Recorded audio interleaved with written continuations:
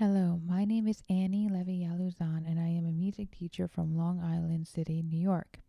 In this lesson, I will demonstrate the modulated for short delay effects, which are the flanger, phaser, and chorus. I will describe how they function and what they are best used for. A modulated short delay is based on the idea of a comb filter, which produces short delays.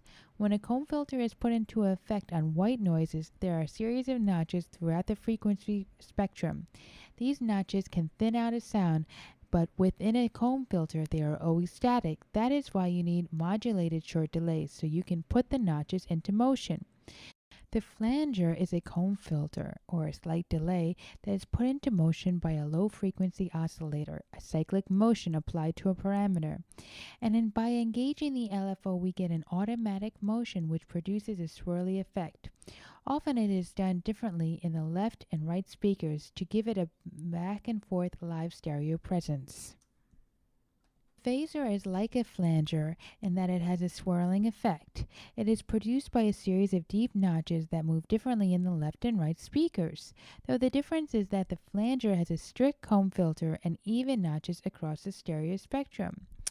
And the phaser can be different in each DAW, but the common aspect is that they all have their own way of organizing the notches in a series across the spectrum and is put into motion differently from left and right. In the white noise example from the video lectures, in the phaser part, the notches are not evenly spaced, so the frequency moves differently. And when the instructor changes the number of notches, he is modifying how the notches are related to each other. Phaser is good for guitars and thick pads and the instruments that are overwhelming in the mix. They can notch out a bit of the frequency range and leave room for other instruments. Also, it makes the sound wider by making the sound different in the left and right channels.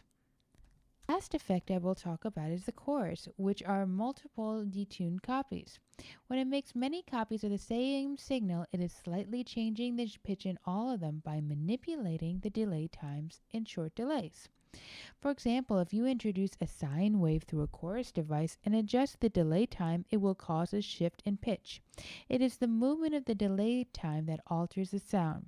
The role of a chorus is to emulate multiple performers singing at the same time. I'm going to show you how to use the effects. Let's listen to the audio without any. Summer days are gone. Winter's here and it is cold. Now for the guitar, I am going to add a flanger to that, and let's see how that sounds.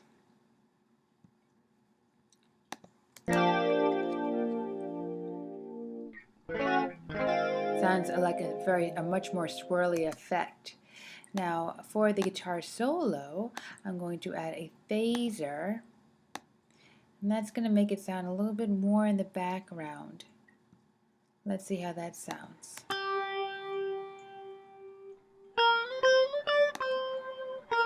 If I increase the LFO, sounds like there's more delays.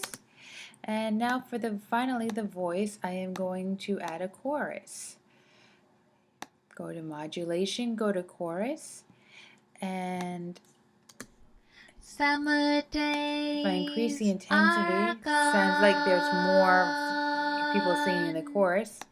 Winter's here And increase the rate, sounds like there's more short delays. I'll keep it at a nice medium. Now listen to the whole track with the effects. Summer days A little more. gone. Fuller voice for the chorus sound. Maybe more in the mix. Winter's here and it is cold. Has much more of a process effect.